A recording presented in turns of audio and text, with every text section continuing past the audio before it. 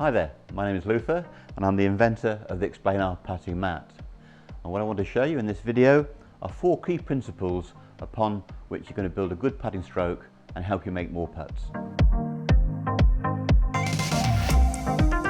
The biggest fault I see for most club golfers when it comes to putting is the lack of ability to aim well.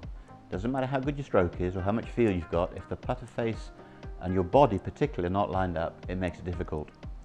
So the DNA of your swing is in the structure of your putter. We know about custom fit for irons and woods, but custom fitting your putter is every bit as important, particularly when you're using the putter 30 times in a round of golf. So this is the error that most people make when they're putting. They tend to look at the ball first and address the putter head, and then they look at the target. Well, that's crazy. That's like sort of aiming your gun before you find your target. If you aim the putter face at the hole and look and cross refer, you've got a much better chance. So here we go, look at the hole before you address the ball. Sounds simple, but so many of you will do this and then look. So I'm observing the hole and I'm doing my best to aim the putter face, and what you have on the Explanar Putting Mat are these stripes to make it easy so you know that the putter face is square to the intended line of your putt. So there we have it, the number 1 principle: learn to look at the hole before you aim the putter. On the assumption that you've actually aimed the putter face properly, it leads us to building the grip. But you can't hold the club properly without getting your posture right. So having looked at the target and aimed the putter head, you then tip from the hip. You lean forward to allow your hands to hang onto the putter grip. So you just imagine your arms have gone to sleep. You can't move them except by tipping from the hip. This happens in the long game, but every much importance in the putting. So look at the target, aim the putter, then lean forward, tip from the hip. And now you're going to find that because the posture, you've created the shoulder line that's consistent with the orange stripe on the putting mat. The visual alignment of the putter is key. The rest of the alignment is muscular.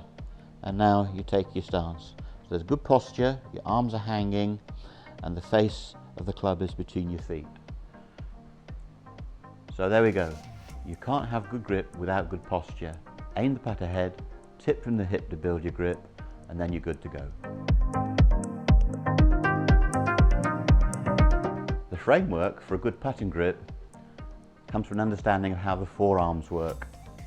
So when you address the ball and tip forward, the forearms have to line up. Simple drill. Get a book, hardback, and let your arms hang. Now initially you'll notice that the hands, they hang inwards by 45 degrees.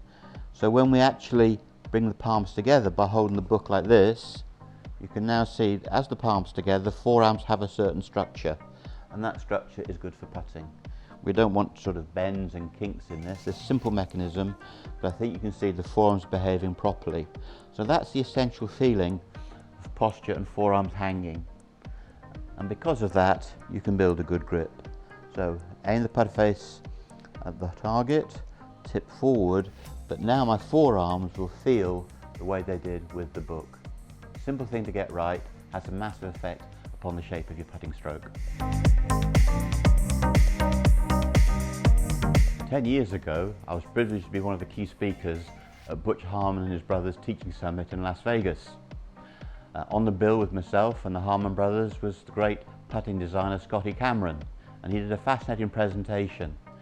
At his laboratory, where the tour pros come to get fitted for a Scotty Cameron putter, he has the ability to track the behaviour and movement of the sweet spot. And Scotty can tell you there are guys that are almost mechanically perfect, they're almost robotic. He then showed us 2 putting strokes that had a slight loop in. And what was surprising, that those 2 strokes were numbers 1 and 2 on tour. So what does that tell you? It tells you that the desire to roll the putt, which is a chemical thing, a confidence thing, is more important than the mechanics.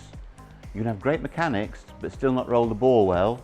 But as Scotty Cameron explained, a slight flaw in the stroke can be overcome by intent. So here we go. I'm just going to put a little loop into the swing to show you that I can make a loop of stroke but still correct it. and the ball goes down the target line.